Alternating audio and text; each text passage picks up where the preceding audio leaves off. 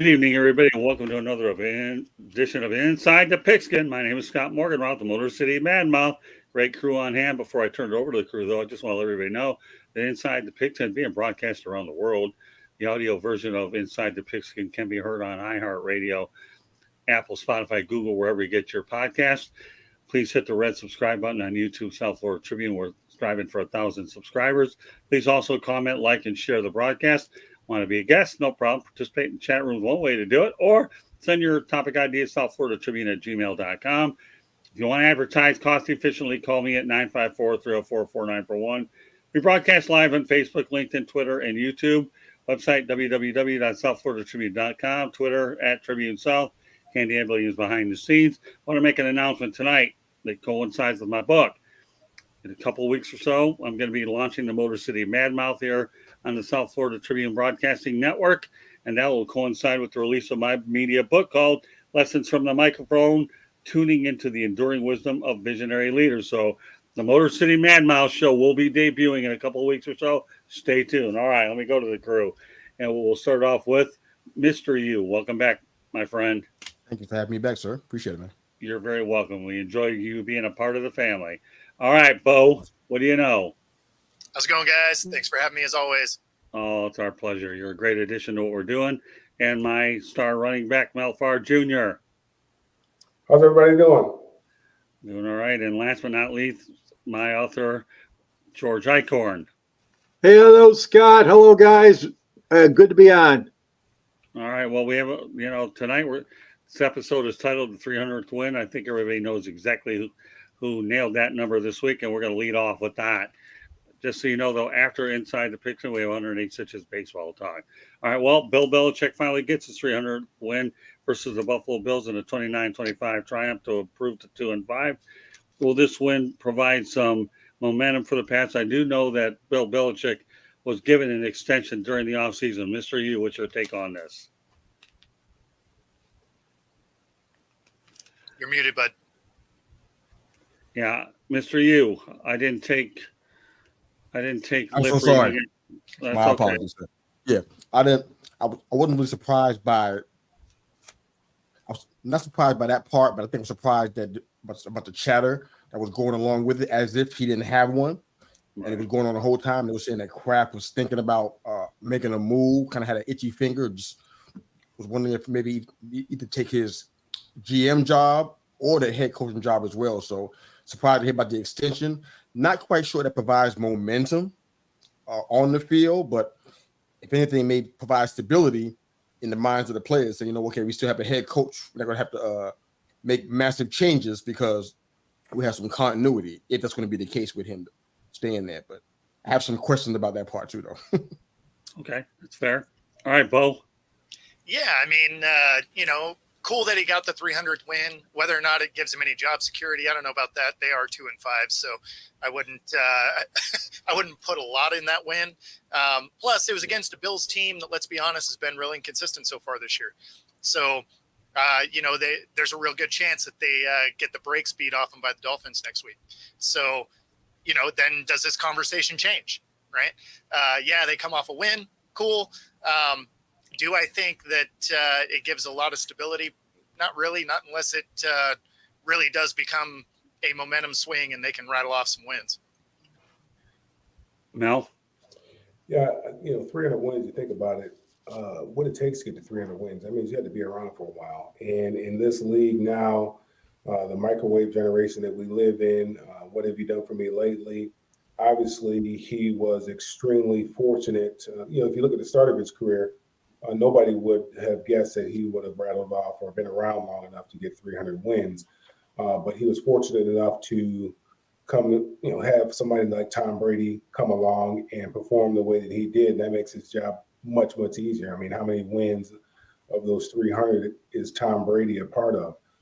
But, it says a lot to how long he's been able to hang around in the league, obviously, because like I said, this league is a what have you done for me lately league. And if you haven't done anything for me lately, you're gone. Some guys don't even make it a full season, as we saw last year.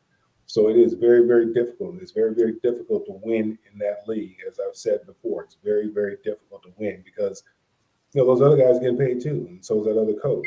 So it just says a lot about him, what he's been able to do, how long he's been able to hang around, and I'm happy for him. That's a heck of an accomplishment.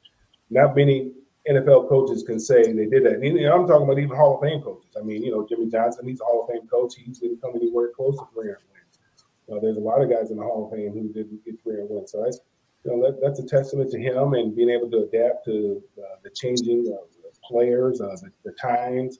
And then again, he had an all-time great that helped him get a lot of those wins. So he owes a huge debt of gratitude to Tom Brady. Okay, Mr. Yu, would you have something you want to add to this? Yeah, I just thought it was funny. I don't know if you guys heard the comment from former Super Bowl winning linebacker Teddy Bruschi. He said that he wants Bill Belichick to win 6 or 7 games this season and then just walk away. He's saying there's no point in trying to chase Shula because Belichick has more Super Bowl wins than Shula, and in his mind, he's a better coach than Shula is. So he was saying his suggestion is stop worrying about this race to 347, get 6 or 7 wins with New England, and walk away with your head held up. What do you think about that, man? It's crazy. We'll turn it over to George Eichhorn. What do you think about that? Yeah. George? Well, it's a very interesting statement from Bruschi. Yeah. Very interesting.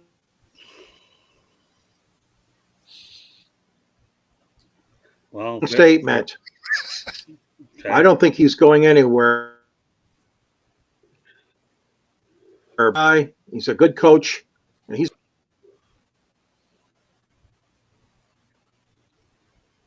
okay. Well, 300 wins is something special, man.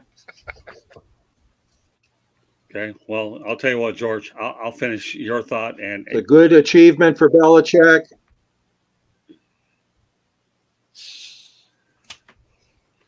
Okay. All right. Reality is Don Shula's record is what he's hanging on to try to eclipse, I think. And Robert Kraft, to me, knows in my mind that this nice extension here, okay, is probably his going away present for all of what he's done.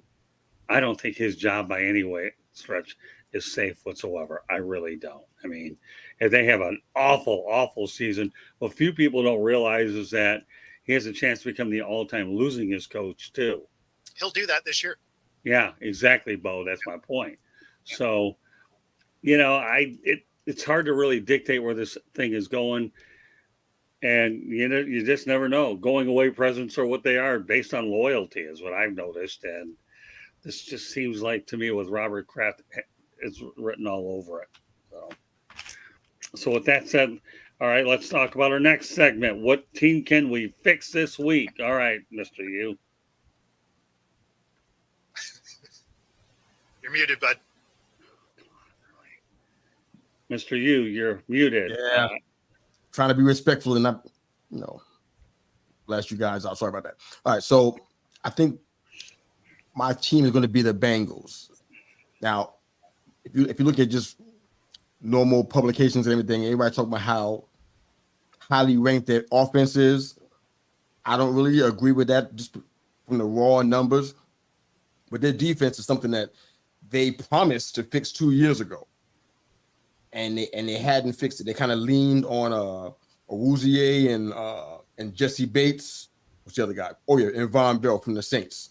And they kind of just rode them for a while and didn't have anybody coming up behind them. And now all 3 of them are hurt. Awuzie is out, I think, probably for the whole season with ACL. And Bates and Bell are both out. Now what they got guys back there that have getting experience right now, basically being tried in the fire. I mean, they're averaging, I think they give up about 24 points a game in all of their losses. It's the same issue they had in 2021. They never really fixed it. They're 27th in the league. They gave up about 355 points. 355 yards on average, 13 touchdowns. It's 27th in the league. And they haven't really solved the problem. I'm like, okay, you put more pressure on the offense when you don't have, defensive stops and things of that nature. So I'd love to see them kind of work on that part. But I'm curious about what you guys are thinking about the Bengals. What would you fix?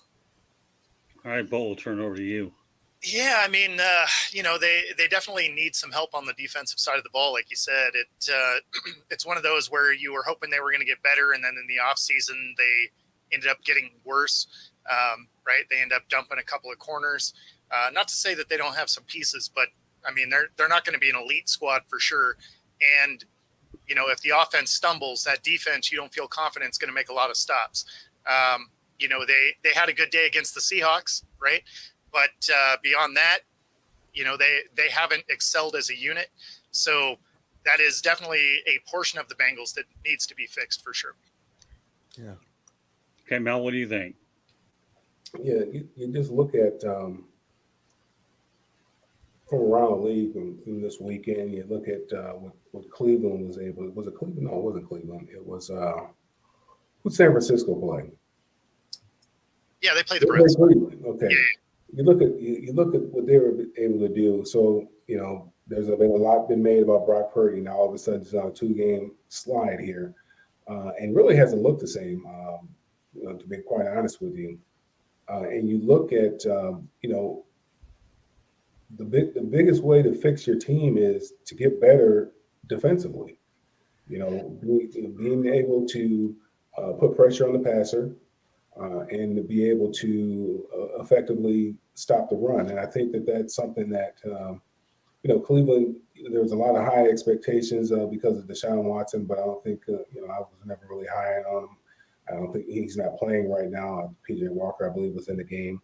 And they won with the backup quarterback because they have such a strong defense. So you look at some of the teams that are struggling right now. In particular, the one that just jumps out is, a team like Denver, even though I think they did win this past week, you got to be able to, one thing you have to be able to do in the NFL is you got to be able to control the line of scrimmage, both offensive line of scrimmage and defensive line of scrimmage. And you got to be physical. And if you're not going to be a physical team, it's going to be a very long season for you. So I think, a team like Denver, the quickest way to turn things around is to be able to dominate the line of scrimmage. And that's what you have to do offensively and defensively. So you have to be able to stop the run, and you need to be able to run the ball. So you have to be able to impose your will on your opponent if you want to be successful in this league. All right, George. It's like he's freezing up. All right, you know what? I'll go ahead and provide mine. I say it's the Green Bay Packers. I really do. Green Bay Packers are struggling. Jordan Love, Matt LaFleur. To me, the test of what they're going to be doing. George is off now, probably the rest of the night due to technical problems. It's not a big deal. We'll just take it from there. But getting back to my original thought, Jordan Love, Matt LaFleur, things are going to get really interesting in Green Bay. And losing to the Denver Broncos did not help their cause one bit at all. So, can't see where this season goes with them. It just doesn't look good up in that neck of the woods. So, I mean, they were starting to look like the team we thought they were going to be, though.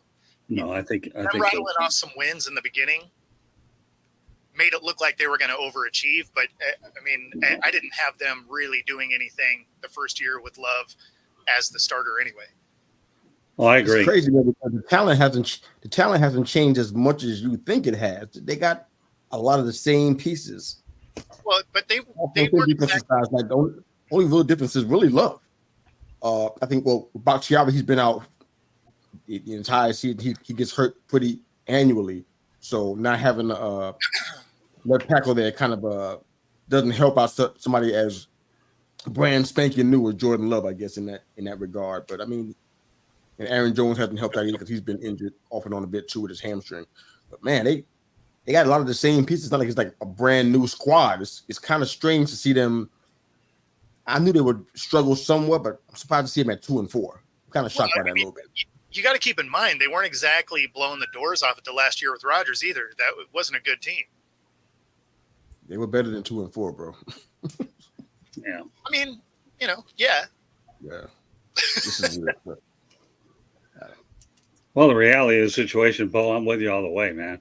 And the fact that, they were overachieving for a while, but remember, you're talking about a 17 game, NFL schedule that ultimately catches up with you. 16 did, 17 for us.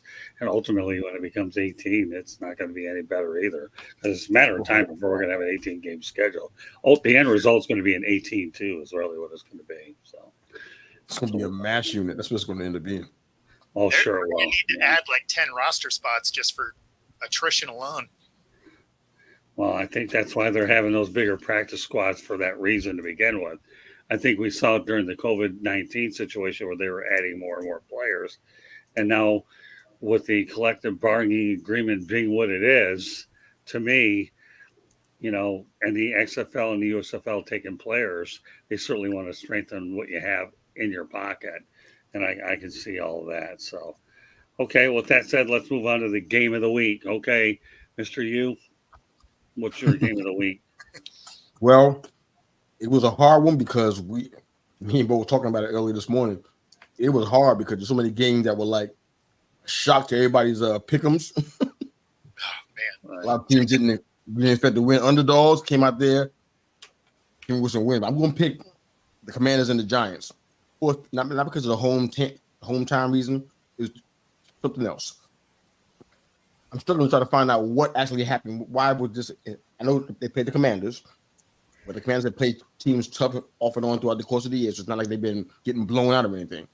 What happened to cause this to happen? Was it Tyrod Taylor under center this time? Was it Justin Pugh with some more games under his belt on the O-line, helping the quarterback out? Or was it Brian Daboll taking over the offensive meetings? What caused was it all three?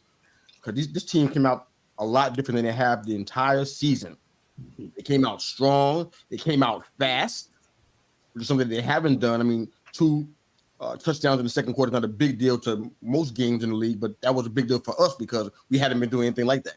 We haven't even had offensive touchdowns in the first half at all for the entire season. So it was a huge deal. We had 6 sacks on the defense.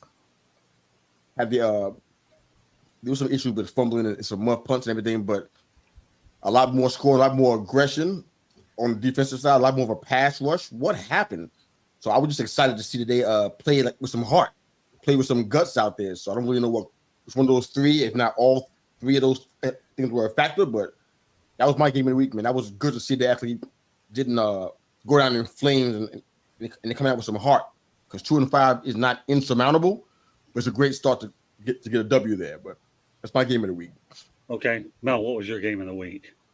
Well, unfortunately, I didn't get a chance to watch it, but I was out on the golf course when I got the scores, and I was really surprised by how Baltimore handled Detroit. That was I think it was a big wake-up call for Detroit. Now, it's not a season killer or anything like that.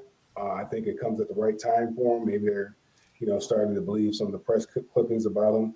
Starting to smell themselves a little bit, starting to believe what everybody was saying about them. And it's a good wake-up call. But, also Lamar Jackson is, I think they said 16-1 against the NFC. And, the NFC doesn't get to see him a lot. He's something different.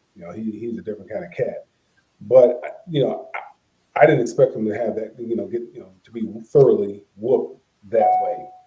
I think it was, it was something to nothing at halftime. I mean, it was not pretty most of the game. And we know Baltimore, they play in that division where you have to be physical. And it shows the Lions just aren't up to that physicality yet. They're a physical team. They take on the personality of their coach, but they're not at that level of physicalness yet. And they're going to have to become a much more physical team if they want to continue this season and continue to win this season and make some noise in the postseason. Okay, Bo, turn to you. Yeah, so I was going to go that route, but I'll go with the Eagles and the Dolphins. Speaking of teams that were not ready for physicality, that Dolphins D was not prepared for what the Eagles could do physically on the offensive side. And of course, tons of talk about the tush push comes up, right? Because they ran that thing 5 different times during the game, effectively, obviously. But, the biggest thing is if you don't want them to create that situation, don't let them get within a yard on 3rd down. Right. I mean, your defense is already coming up short if they have a 3rd and 1, 4th and 1. So I can tell you they're not going to roll that thing out if it's 3rd and 5, 3rd and 8. right? You're going to have to actually play offense. So, yeah, I like what the Eagles were able to do there, and it highlights the fact that the Dolphins defense needs some work. And they could probably benefit from maybe one of these free agent running backs. Okay. All right. Well, my game of the week is actually the Clemson Miami game. I saw the double overtime. What a game it really was, too. And here's the biggest thing. Okay. Number one, I've never seen a young quarterback as likable as this kid is, Emory Williams. Folks, I encourage you to go to the South Florida Tribune YouTube channel if you're already subscribed, and if you're not, please do it. And this kid is, let me just preface what I'm going to say. He says to every reporter in the room, okay, great question, great question, great question. And, you want to talk about even the SID there, to me, was smiling a little bit like, wow, what a refreshing kid. Mind you, this kid was taking the place of Tyler Van Dyke. Okay, he really was. And I'm going to tell you right now, it was so refreshing. I mean, this is a big game that Emory Williams got thrown into. It really wasn't. The kid got off to a slower start. Donald Chaney Jr., he developed a good rhythm for him is what he did. And, and the way I look at it is it's just an unbelievable sight to see. It really is. So the way I look at it is I'm going to go the game of the week with, it's a double overtime. Miami, mind you, okay, to me, lost 41-10 to Clemson a year ago. Mario Cristobal is coming off a situation where he lost the kneel down game. And if there's ever a coach that needed something to go right his way, it definitely is. And I'm looking forward to going back to the Virginia game on Saturday. I really, really am. So, we have a lot of great clips on the South Florida Tribune YouTube channel, but many from this last game, Miami Hurricanes are really big for us. But check out the one with Emory Williams, because this kid is just, he's impossible not to root for. He really, really is. So with that said, we'll turn over to Mel. Give me some of your topics. I was watching college football and Clemson, Miami. And Clemson was up for a little while. They were pretty handily at one particular time. They ended up losing in double overtime. And the quarterback, the play that they ran, the quarterback decided to pull the ball and try to make a play himself. And Dabo was asked about that play, and he said the call was a straight handoff. I mean, talk about backing up the bus and just driving over your player. But that just tells you the egos that are involved in college football, where, he had to make it known that we called the right play. The player didn't execute. Now they're calling for this 18, 19-year-old kid to be benched because, he said he saw something before the play. He remembered, something happened in a previous game, and he pulled it, and he was able to score a touchdown. But in this particular case, unfortunately, they had it covered pretty well, and it was probably best to go ahead and just call the play run the play that was called. My thing is, we all know about these egos of college coaches, but do you think that was an appropriate comment of Dabo Swinney to just drive the bus over his player, or should he have said something else to protect his player, as opposed to just leaving him out there and hanging him out there to dry?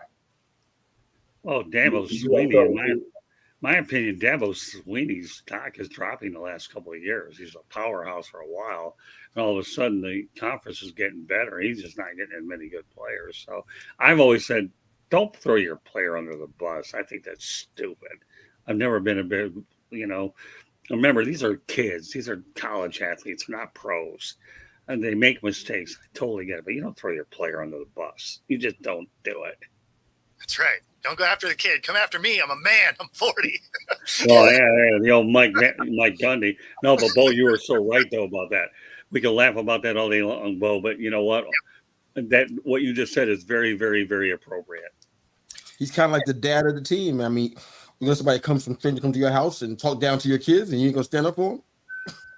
You ain't gonna do that. No self-respecting father is gonna do that. I mean, you should be there for them and have their back. I think character always shows up in the worst of times. If you find out who a person actually is, I've seen little signs of this. Probably going back before COVID. Maybe before COVID, because that's when they were winning. They were really winning. They I mean, high on the hog. Yeah, but even in their winning, I noticed because my guy down the road over here, 2 doors down, when they winning, I ain't got to watch no TV. You got flags all over the car and the house. Outside was bright, ugly orange on. I know what's happening. I ain't got to watch nothing. But when that was happening, I mean, same way my neighbor was boasting, same thing that was doing on 11 o'clock news, boasting about himself and what they did and that kind of stuff. And it's like that stuff kind of comes through. So to your point, Mel, kind of some character issues that, and I think Scott might have said it also. It's been going on for a while. His stock's been dropping. So this is kind of like maybe he's feeling the pressure and the weight, and just he's starting to crumble under the pressure. I mean, I think the playing field was somewhat level, prior to NIL. Now the playing field has been severely tilted towards the programs that had the big money. Georgia, your Alabamas, your Texas, your USCs, Michigan. I mean, it's just it's just a free fall there. And from my understanding, Dabo is not really into NIL and all that kind of stuff, and so he's not getting the same type of players. I mean, just look at Philadelphia and what they were able to do. Those two guys on the defense. I mean, those guys are monsters. The guys they've had, Jalen Carter and the other guy who just got drafted last year. Those guys are just absolute monsters. And, both of those kids are at Georgia at the same time. I mean, can you just imagine that? I mean, how difficult would it be to run on that type of defense with those two guys up there? The other thing I noticed, they talk about Michigan and the sign stealing thing, and I think Deion had a very apt comment regarding it. Baseball, he said, is one thing. If I know a curveball is coming, I can sit on it, I can wait on it. But in football, stealing signs, you still got to stop the play. When Dallas Cowboys were winning and Emmitt Smith was running the ball, everybody knew Emmitt was getting it, but guess what? They couldn't stop him because they had those big old offensive linemen that were paving the way for him, that were able to, make those holes for Emmitt Smith. They still couldn't stop it. I mean, there's a lot of teams that you knew who somebody was getting the ball.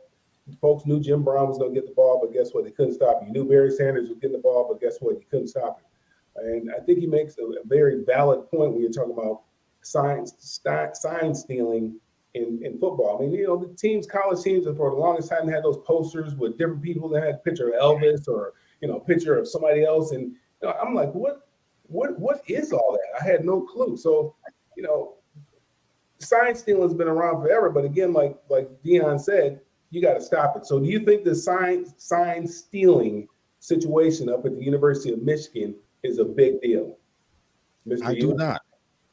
I got guys in the gym just today, a couple of hours ago. What do you think about the sign stealing? I'm like, that's been going on. It's not really a big deal. You still got to make plays on the field. Even Matt Rule, I think the coach of I think he's with Nebraska now, I think, he was saying sign stealing has been going on. Why are you asking me about this? There's nothing new here to see. I mean, like you said to your point, man, you still got to make the plays on the field. I don't see some kind of egregious thing. For me, I got to be careful because it's going to be sound like Michigan bias, but I feel like people are trying to come after us, especially this year. I feel like people are trying to dig up any kind of dirt they can find. I personally have gone on record saying that this is the year, not next year. We're going to lose 25 guys in the draft. This is the year. You get the natty this year or you don't get it. I've been saying that. I ain't changing my mind. I'm on record. It's on YouTube. It's on everywhere. You get it this year or you ain't getting it. Period. When all 25 guys leave, it's a whole lot of talent on both sides of the ball leaving. Hard to replace that. You better do it this year. So I think everybody's trying to come after us with all this nonsense about sign stealing and giving kids burgers. Man, come on, man. Let's just play football and see who's the best out there and see what's what. Not this other stuff to be a distraction to us and try to take us off course and get us to lose focus. This is nonsense. That's not a real thing, I don't think. But we'll see who the best money can buy. What about you, Bo? Yeah. So to answer your last question first, the thing with Sweeney is if he didn't have that same energy when he changed the play and it worked, as when he changed the play and it doesn't, then you need to get off the podium. Plain and simple. So as far as sign stealing, when I played, they called that scouting. So I don't really see a problem here. There was always somebody that went to other games to see what they were doing. Like that's called doing your job as a scout. So, I mean, it's happening right now. Yeah. Well, I mean, and Deion Sanders' point, right, is you still got to execute the play. Like, even if you know what's coming, everybody knows the tush push is coming, right? That still goes for 3 yards every time they run it. And nobody else can do it. Nobody else can do it but Philly. Yeah. But I mean, it's coming. Right. It's coming. Say you stole the sign. Who cares? You they're coming at you. So, I mean, at the end of the day, it's different for baseball, right? Like if you know a pitch is coming, you can time up on it. When you got 11 dudes that have to execute all at once, I don't care if you know what it is because those receivers can break off a route. The running backs can pick a different hole. Like there's a lot of things that can change. In baseball, if he's going to throw a slider, well, he's throwing a slider. So, I mean, it is what it is. But yeah, in baseball, in football, it's a wildly different thing. So although you may be able to figure out what play they were going to run, there's always options from any given play. Yeah, and I think going back to your point about Dabo, all these coaches want the praise when things are going well, but they don't want to fade any heat whatsoever. They're going to let the kids fade the heat, which is how I looked at it with Dabo in this particular situation. Like you said, if he changed the play, Dabo's going to take all the credit for it. But since he didn't run the play that was called, Dabo doesn't want. That's not the play we called. That's something the kid did on his own. And I just thought that was class. And I think I might have told you guys about this before about stealing signs or about scouting. When we played the University of Iowa in 1986 in the Rose Bowl, our offensive line coach we knew Iowa's gap control. So when we got to the line of scrimmage, we'd have a play called, and and depending on how the nose guard tipped the way he was going. So if his left foot was back, that meant he was going to the right. So that means everybody was going that way. And if his right foot was back, that means he was going to the left. That means that was his gap. He was going to shoot that left gap. So everybody else was going that way, and then the secondary, moves accordingly. If his feet were even, he was still going to the left. So we would call a play, look at his feet. If the play was good, we'd run the play. If it wasn't, we just call opposite, which means we're going to go the other way because we knew the gap control. Because what we're trying to do is we're trying to hit those cutback lanes, and that's how Eric Ball was able to score. He had a Rose Bowl record as far as rushing is concerned and 4 touchdowns. That was after our starting running back had went out of the game with a pulled hamstring, and the second string guy comes in there, sets a Rose Bowl rushing record, and scores 4 touchdowns. So offensively, if you know what the defense is doing, you do have an advantage. Defensively, if you know what the offense is doing, you may not necessarily have an advantage because again, you got to be able to stop those folks. All right, Scott, I'll send it back to you. All right, thank you, Mel. All right, let me talk about sign stealing. First of all, okay, I agree with Colin Cowherd. If this wasn't the Michigan Wolverines, nobody would be talking about it. Yep. That's all there is to it. Colin Cowherd is dead accurate on this one. He really is. If it were the Indiana Hoosiers or some other team, nobody would care. They probably figure they can use all the help they could get. They're doing it. Exactly. It's not like every other team isn't doing it. Thanks, Bo, but you're making my point for me. I appreciate that. But Michigan Wolverines, okay. And I'm going to tell you another thing that'll happen here. Eventually, Harbaugh is going to get sick and tired of the NCAA. I've actually run into Bruce Pearl last year in Alabama. He didn't have anything good to say about the NCAA. And if anybody goes back to college basketball, Cherry Tarkanian didn't like him either. So when they start to get their eyes on you, they're looking for a witch hunt, okay? They're going to target you. But this will probably be the thing that leads Harbaugh back to the National Football League because he's sick and tired of dealing with this stuff. He really is. I mean, losing half his roster next year might do it too. Well, that's true. No, I'm with you all the way there, Bo. But reality is you know what? It's the Wolverines. And even Paul Feinbaum admitted, hey, Jim Harbaugh, is on a list where he's probably on the most hated list for a lot of different places when you think about it. So as far as I'm concerned, it's too bad. Harbaugh's a heck of a coach. I think the only thing Michigan can do at this point is a guy who they suspended right now for doing it. If you want to show any urgency to the NCAA, you're probably, after the investigation is done, you have to let the guy go, because after all, you're trying to address the root of the problem, right? And that's what we're really pretty much looking at. So I don't know. I feel bad for Jim. I think he's the best coach Michigan's had in a long time, but there's a witch hunt out on him. That's all I have to say about that. So, all right, we have one more topic to roll, okay? And it's this. Let's talk about receiving yards this season. Okay, the tale of two situations. A.J. Brown of the Philadelphia Eagles is 803. The Titan wide receivers have 789. Is that a strange stat, Mr. U, or what? Yes, it is. I think Bo and I had discussed the wide receivers, D-Hop in particular, for obvious reasons. And it doesn't shock me at all. I don't even know what's going on in Tennessee. I think Tannehill is definitely on his way out of town. Right. I think he's better than that stat you just gave, but for some reason, something's not going well there. On top of that, you heard about Mike Vrabel at the Patriots. What was that? Was it the Hall of Fame for the Patriots? Right. Yeah. He acted like he was still a Patriot. And that is all kind of speculation that he's thinking about being Bill Belichick's replacement when the time comes. I'm like, oh. So I don't know if Tennessee is thinking about right now or they're thinking about the future. With their record, they probably should be thinking about the future, because sometime they just traded Bayer to Philadelphia, and that's probably one of their best defensive players. So they're not thinking about right now in this season. I think they kind of already begun to start cashing their chips in, but I'm not surprised, man. Hurts throws the ball all over the field, and Tannehill is not doing that. So, yeah. Well, the amazing part about it is you have one receiver, and this is the reason why I brought this on here. A.J. Brown, who has more yards than the team's receivers. That's why I incorporate. What do you think of this one, Mel?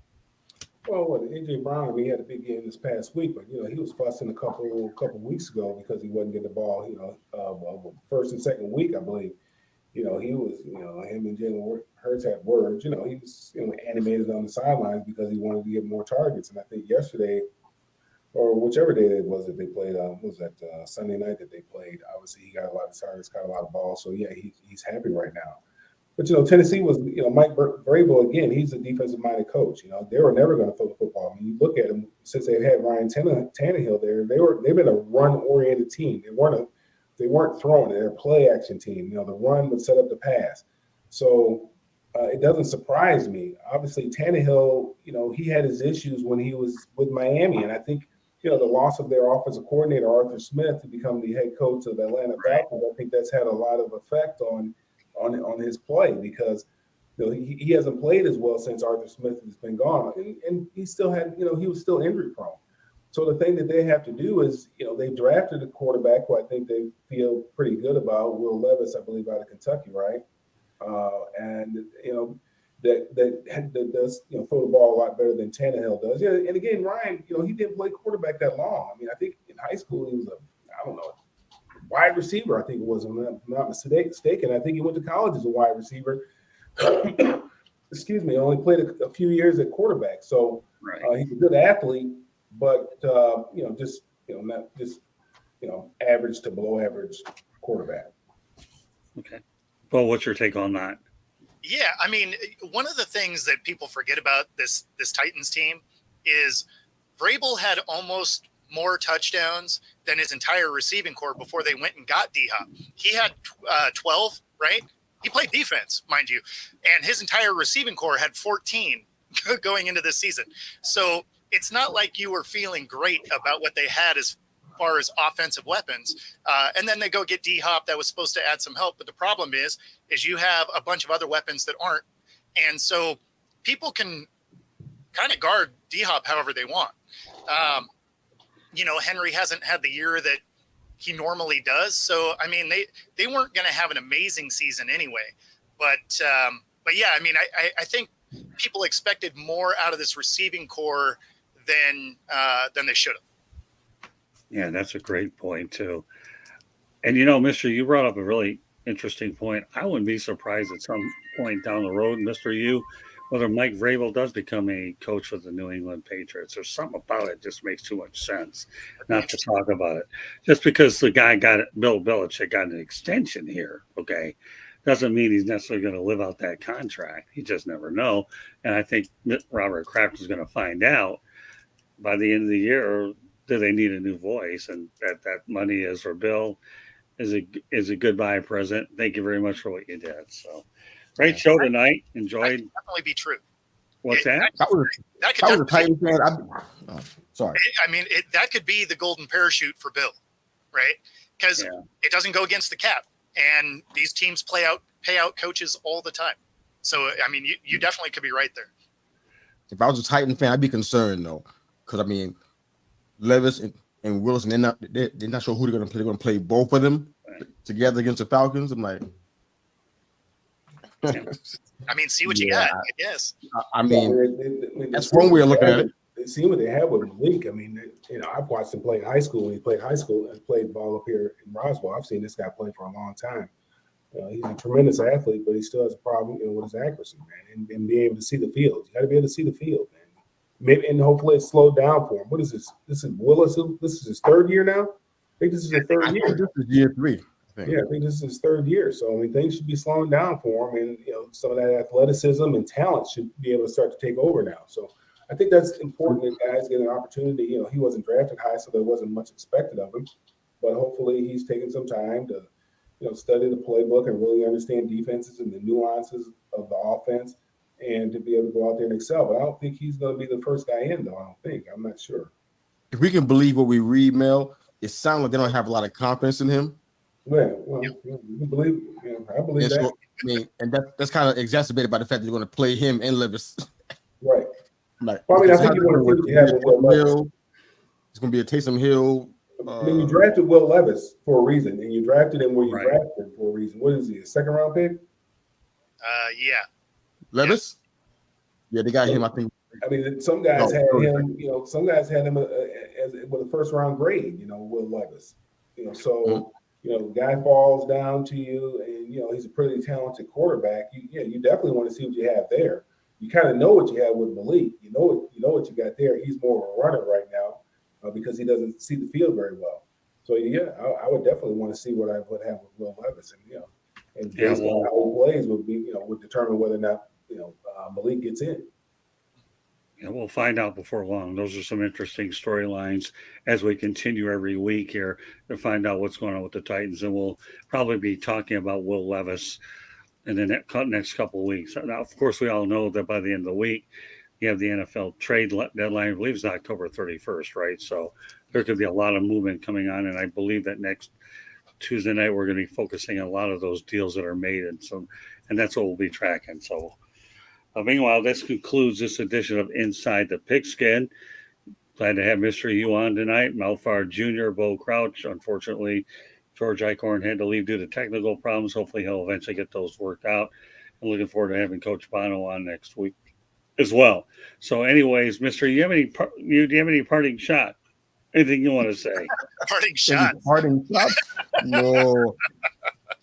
Just want to send some shout out to Coach Bono. Miss you tonight, Coach. Hope all is well and you're doing good. And hope to see you again next week, man. It's the plan. We need him tomorrow night. And we got a great show lined up with Jennifer Lee Cobb, who we talk about Parkinson. Mel's going to be on there probably a lot more going forward. But we wanted to add tomorrow's show as a special teams type of thing when we talk about head injuries. And that's why we're going a different direction tomorrow. All right, Mel, anything you want to say to close it out? No, just look forward to basketball season starting, and the Lakers were playing. They're getting, they're having a tough time before I got on this podcast. So I have to go see where they're, see what they're looking like here when I get off. Okay, all right, Bo. Yeah, could we stop fighting in the stadiums?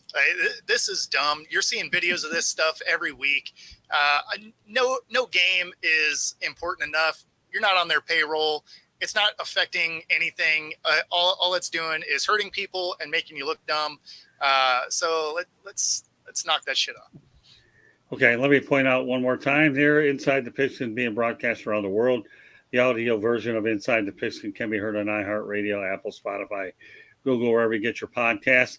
Please hit the red subscribe button on YouTube, South Florida Tribune. We're striving for 1,000 subscribers. Please also comment, like, and share the broadcast. Want to be a guest? No problem. Send your topic ideas, South Florida Tribune at gmail.com. If you want to advertise cost efficiently, call me back at 954-304-4941. We broadcast live on Facebook, LinkedIn, Twitter, and YouTube. Our website is www.southfloridatribune.com.